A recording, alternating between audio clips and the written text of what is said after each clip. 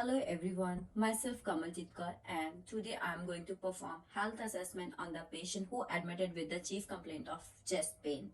Before starting any procedure, hand washing is the first and foremost step to prevent cross-contamination. I already performed hand washing to prevent my patient from the infection. Next step is personal protective equipment. I need to wear it protect myself and my patient to prevent from any type of infection. So there is a sequence to wear proper personal protective equipment. First one is the shoe cover. If it is needed, then firstly we need to wear the shoe cover. After that, gown with the proper technique to maintain sterility. And next is a mask. After that, eye protection. And last one is a sterile gloves or examination gloves. It's our responsibility to maintain privacy and confidentiality of the patient during any procedure. And I'm going to perform assessment for my patient in a single room to maintain patient's privacy. Now I'm going to perform assessment on my patient according to PQRSTU criteria. Hello, good evening, Ms. Kara. Good evening. Myself Kamaljit Kaur and I'm your assigned nurse for today evening.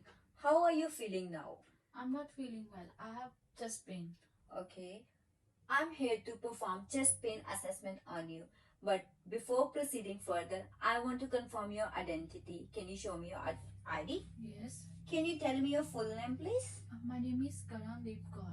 Okay. And what is your date of birth? My date of birth is 26 July 1992. Okay. And your IP registration number is 16749. Okay. Thank you. I want to ask some questions regarding your chest pain symptoms. Okay. I want to know what it makes better and what it makes worse. Nothing make it better or worse. Just shoveling snow make it on. Okay. What it feel like? It feels like crushing pain. Okay, you feel crushing pain in your chest. Yes. Okay. I just want to know, it is you feel only in the chest? Is it radiating to any other body parts? Most of the time it's in the chest, but it's sometimes it's radiate to left side of my arm. Okay. Can you rate it? How much pain score you want to give out of 10? Yes, I want to give 8 out of 10. Okay. And I want to know when your pain start and how long does it last and how often does it happen to you? I just feel it today morning when I shovel the snow from my driveway. Okay. I never feel it before. Okay, okay. And what do you think it means?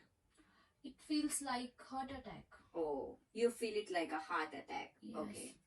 Do you feel any difficulty in breathing, like changing your position while in a lying down or in a standing or sleeping position? No, I don't feel any difficulty in any position. Okay.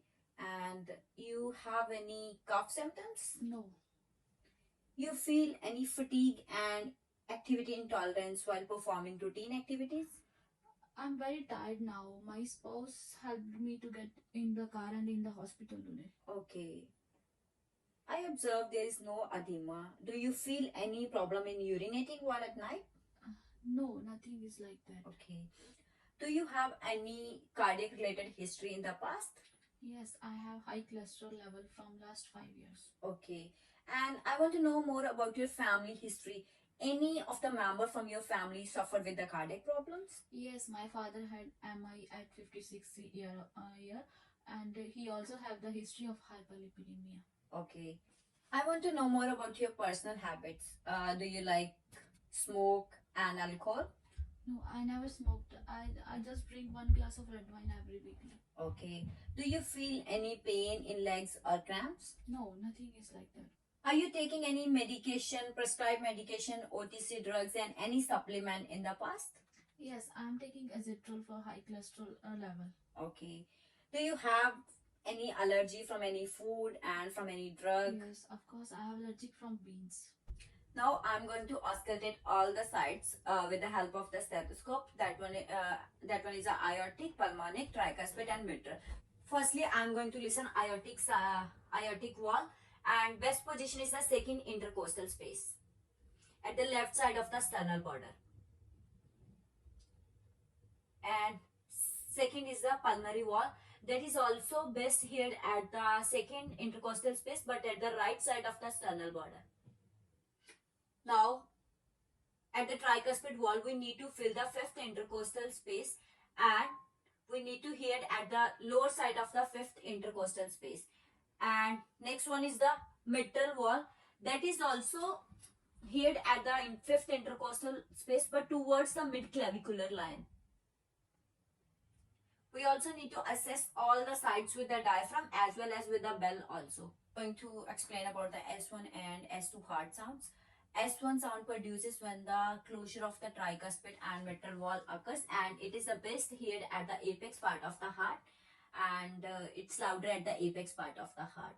And S2 produces at the base of the heart, and it produces when the closure of the aortic and pulmonary wall occurs, and both S1 and S2 sounds often described as a love and dub. Now I'm going to assess the apical pulse, and firstly we'll need to locate the sternal notch that is lie between both the clavicles, and here after that we need to go downwards with the index finger and we need towards the mid clavicular line, and here we need to find out the second intercostal space, and then we need to go towards the fifth intercostal space. And here apical pulse is present at the fifth intercostal space, and we need to listen it with the help of the stethoscope for 1 minute.